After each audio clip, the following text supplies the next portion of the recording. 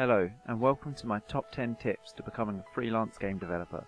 My name is Joshua Brown and I'm the best-selling author of the book How to Become a Game Designer. So, what is a freelancer?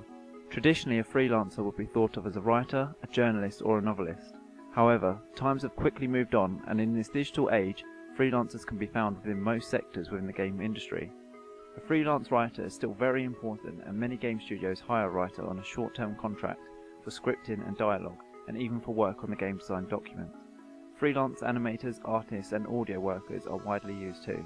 As a freelance game developer, you will often get the chance to work from home, and you'll be hired to make a single or a group of game assets.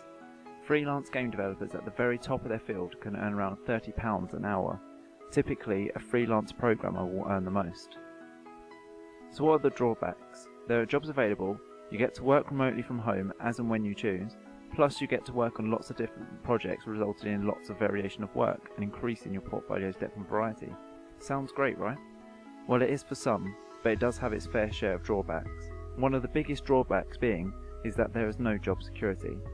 You may have to work for a month or two and then suddenly nothing. Many people find this hard, especially when they have bills to pay regularly but no regular income. Aside from this factor, freelancing is a tough business to be in. It is a common thought that many freelancers will spend more time looking for work than actually doing work. This isn't so true once you've been doing it for a while, but you need to build up a client list, and starting up can be very tricky.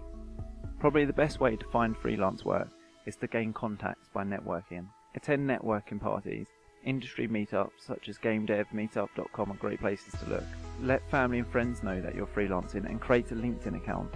You can advertise yourself online in forums and make sure you're always an active member. Also check out odesk.com, Freelancer and Game Artisans. A great place to start is to join community projects found on YouTube or ModDB. As a freelancer, it's very important that you understand the bidding process. Once you have found a client, you will typically receive an email from them asking how much you're going to charge. This question can be difficult, almost annoying at times, as you will most likely have to reply with, "That depends." What it will depend on is the quality, the quantity and the type of work they're after. However, try to give them a number in your first email response, as they will already have a figure in their head that they're trying to compare you with to other freelancers that are out there. When discussing a contract with a client, make sure you are very professional. Do what you say you can / will do, and present yourself in a very clear manner. Make sure that they know what they're paying for. There are generally two ways to offer your work: in a pay per asset, i.e.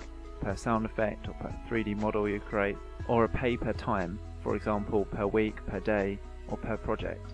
For larger scale games, it may be preferable to work on a per month or per project basis as opposed to a per asset. This is because it will then not be about trying to create as many assets as possible in a short term space, but rather about producing the best quality work. So what do you do if you make a mistake?